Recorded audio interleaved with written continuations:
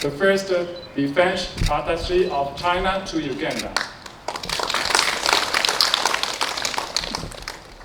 My arriving also marks the opening of our defense attaché's office.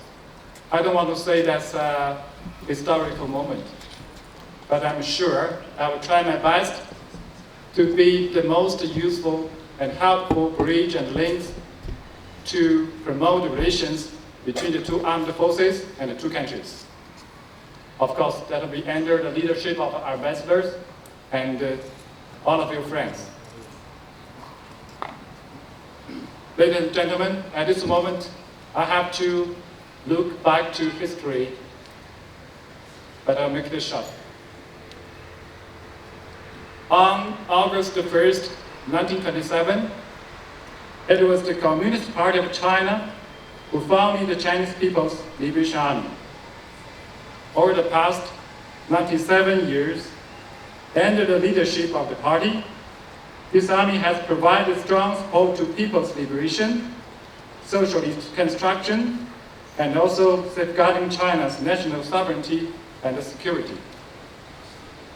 This army also inherited the peaceful genes of Chinese culture, obeyed and served the country's peaceful development strategy, and pursue a defensive policy. As displayed on the boards, China is the country that has sent the largest number of peacekeeping troops among the permanent members of the Security Council of the United Nations. The Chinese military has also actively participated in the missions in Somalia, the Gulf of Aden, and other international disaster reliefs and humanitarian assistance. It has been demonstrated that through practical actions, the Chinese military has always been a firm force in maintaining world peace and stability, and has made important contributions to maintaining regional and world peace and security. Nowadays, the Chinese military is following the strategic guidelines set by the 20th National Congress of the Communist Party of China and adhering to the path of strengthening the military with Chinese characteristics. They just concluded the third plenary session of the 20th CPC Central Committee, further clarify that it is necessary to uphold the party's absolute leadership over the People's Army and implement the strategy of reform and strengthening the army in depth, so that to provide a strong guarantee to achieve the goal of the 100th anniversaries of the founding of the army. Friends,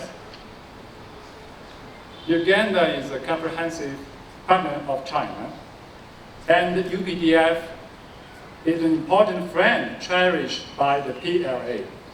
Today, the Uganda Army has established a strong military force in Great Lake region, play an important role in maintaining regional peace, and is the cornerstone of regional stability.